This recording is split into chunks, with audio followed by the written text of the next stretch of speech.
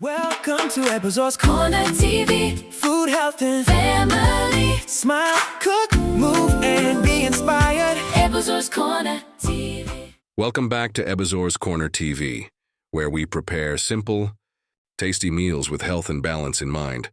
Today, I'm making a sumptuous chicken and vegetable curry, served with cooked green lentils, a few slices of boiled sweet potato, and a boiled egg. To begin, I heated a small amount of coconut oil in the pot and added my chopped onions, garlic, and ginger. I allowed them to cook gently over medium heat so that the flavors could begin to come together. Next, I added my fresh tomatoes first and allowed them to cook down slightly. This helps the tomatoes release their natural juices and creates the base for the curry. Once the tomatoes had softened, I added the chicken and stirred everything together, allowing the chicken to absorb the flavor from the onions, garlic, ginger, and tomatoes.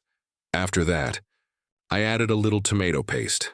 The tomato paste was important because it gave the curry the deeper color and thicker consistency I wanted. It also added another layer of richness to the sauce. Then I added the rest of my vegetables: carrots, spring onions, parsley, dry pepper, and bell peppers. Everything was allowed to cook together over medium heat so the vegetables could release their natural juices and the chicken could continue absorbing all those flavors. One important tip here is not to add too much water. Tomatoes, peppers, onions, and the other vegetables already contain a good amount of moisture, and as they cook, they release that liquid into the pot. So I added only a small quantity of water, just enough to help everything simmer gently without making the curry watery. I covered the pot and allowed the chicken and vegetables to cook slowly until the chicken became tender and fully cooked. As everything simmered together, the tomato paste thickened the sauce while the vegetables added natural sweetness, color, and flavor. The result was a rich, colorful, and satisfying chicken curry without needing lots of heavy cream or excessive oil. For serving, I paired the curry with cooked green lentils. Green lentils are a very useful addition because they provide fiber, plant protein, and slowly digested carbohydrates. I also added just a few slices of boiled sweet potato. Sweet potatoes are nutritious, but they still contain carbohydrates, so keeping the portion moderate is especially useful for anyone managing blood sugar. Finally, I added one boiled egg to give the meal an extra source of protein. So on this plate, we have chicken and vegetables, green lentils, a modest portion of sweet potato, and a boiled egg. And the big question is this meal diabetic friendly? In general, yes, it can be. The chicken and egg provide protein, while the lentils contribute both protein and fiber. The tomatoes, bell peppers, carrots, onions, spring onions, and parsley give the meal a good variety of vegetables. The lentils can also be a better carbohydrate choice than many highly refined foods because their fiber content helps slow digestion.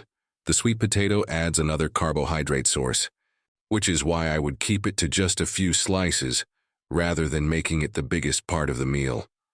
For someone living with diabetes, portion balance is very important. You could make the vegetables and chicken the largest part of the plate, keep the lentils moderate, and then add only that small serving of sweet potato.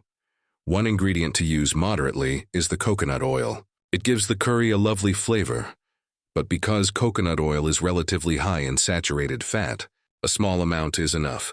Overall, this meal gives you a combination of protein, fiber, vegetables, and controlled carbohydrates, which can help make the meal satisfying while supporting a more gradual rise in blood sugar, compared with a meal dominated by refined carbohydrates.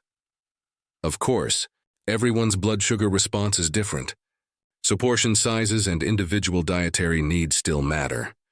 But as a balanced homemade meal, this chicken and vegetable curry is colorful, satisfying, and full of flavor. Healthy eating does not have to be boring. Sometimes it is simply about using familiar ingredients, controlling the portions, and allowing natural flavors to do the work. If you enjoyed this recipe, please like, share, and subscribe to Ebuzor's Corner TV for more simple recipes, healthy meal ideas, and diabetic-friendly food inspiration. And until next time, keep cooking, keep enjoying your food, and remember, healthy food can still be absolutely delicious. Welcome to Ebuzor's Corner TV. Food, health, and family. Smile, cook,